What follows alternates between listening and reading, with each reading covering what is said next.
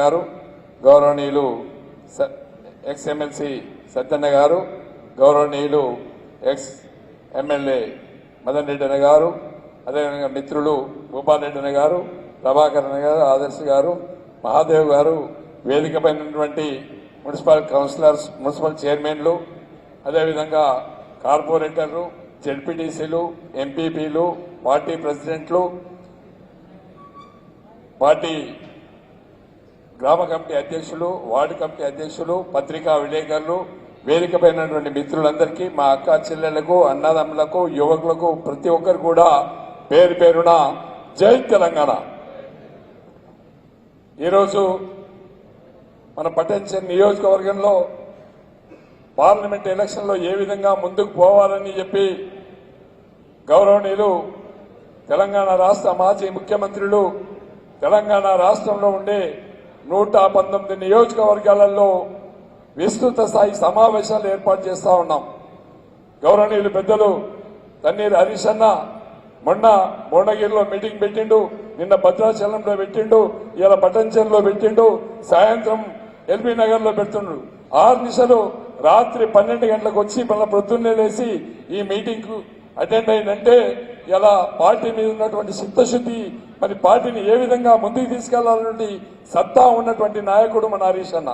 నిజంగా చెప్పాలంటే మరి పొద్దున 6 గంటల నుంచి ఇంటికి ఎవరు వచ్చినా కూడా వాళ్ళందరితో మాట్లాడి వాళ్ళకున్న బాధల్ని, వాళ్ళకున్నటువంటి కష్టాలని వెంటనే స్పందించి అప్పటికప్పుడు ఫోన్ల ద్వారా కానీ మరి కలవడం ద్వారా కానీ సమస్యలు పరిష్కరించేటువంటి నాయకుడు మన వెంటనే ఉన్నాడు. కాబట్టి మనం ఎవ్వరం కూడా అధైర్యపడాల్సినటువంటి అవసరం లేదు. మన ప్రతిపక్షంలో ఉన్నా, అధికారంలో పక్షంలో ఉన్నా, ప్రజల పక్షాన ప్రజల కోసం పోరాటం చేసేటువంటి పటిమ ఉన్నటువంటి పార్టీ తెలంగాణ బీఆర్ఎస్ పార్టీ.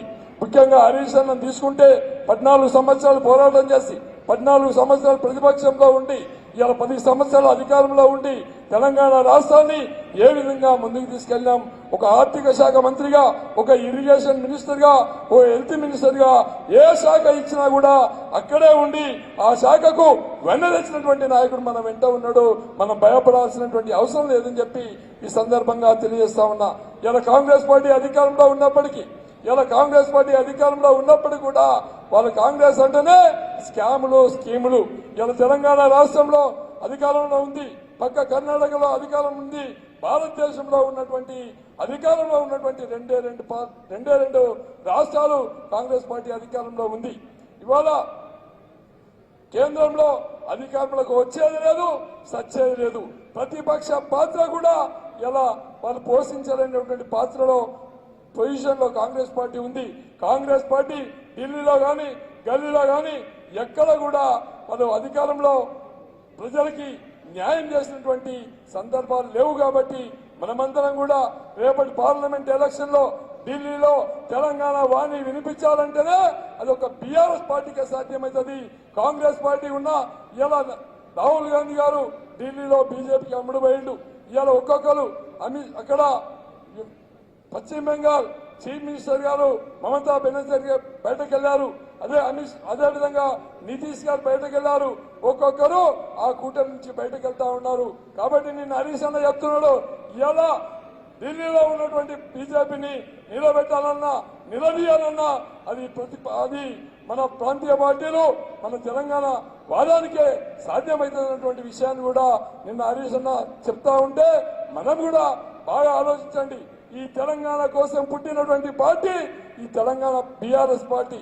కాబట్టి మనమందరం తెలంగాణ వాదాన్ని నిలబెట్టుకోవాలన్నా కాపాడుకోవాలన్నా మనమంతా ముక్త గండంతో మరి రేపటి పార్లమెంట్ ఎలక్షన్ లో 10-12 గెలవాల్సినటువంటి అవసరం ఉంది.